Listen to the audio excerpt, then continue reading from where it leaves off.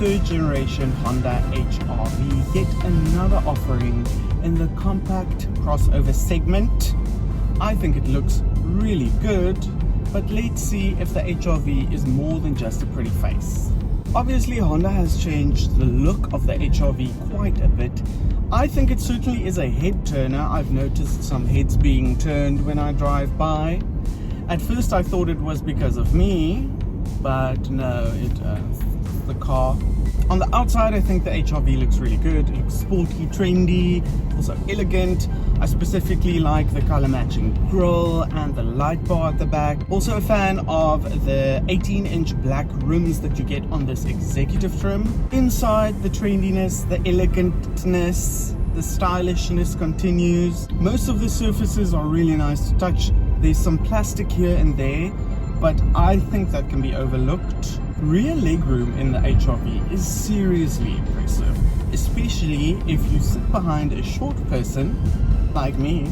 The seats are really comfortable. The middle armrest folds down with 2 cup holders. There's 2 USB ports, air vents, and both sides have their own sunroof that can be manually opened and closed individually, which I think is quite cool. The HR-V also has Honda's magic seats, so both back seats can flip up, opens up the back, and you can put something in there, maybe a bicycle, one of these e-scooter things, a dog, I don't know, anything that requires space really. Boot space is okay-ish, 304 liters, but you get an electric tailgate with hands-free function, so you just wave your little foot under the bumper, the boot opens. Features worth mentioning is keyless entry and start.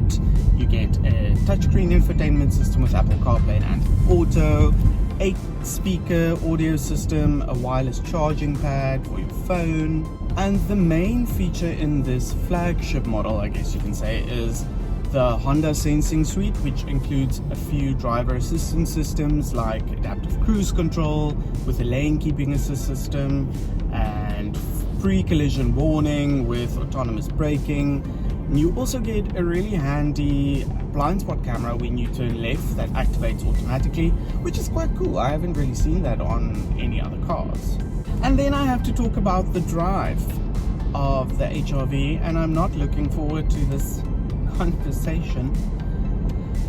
But if I have to sum up the drive of the HR-V in one word, it would be disappointing.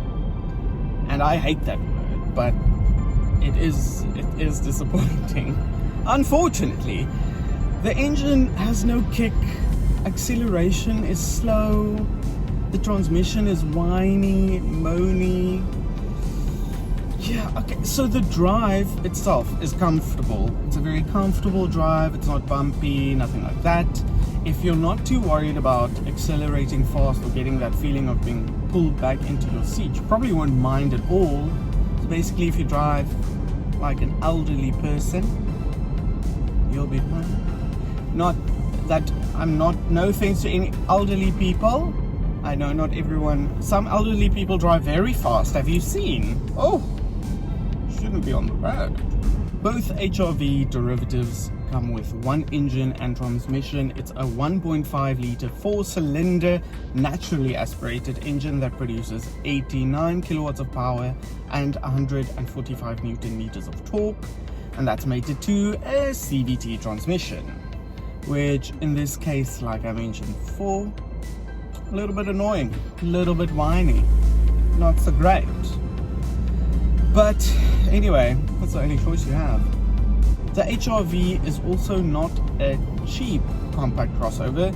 This flagship model comes in at just under 570,000 Rand, so not necessarily a competitive price for this car in such a competitive segment. So yes, I want to love this car, I really do. I love the way it looks. I really like the way it looks, but the drive just ruins it for me. And I'm sorry to say that, I don't want to be mean, and I'm not being mean, I'm just being honest.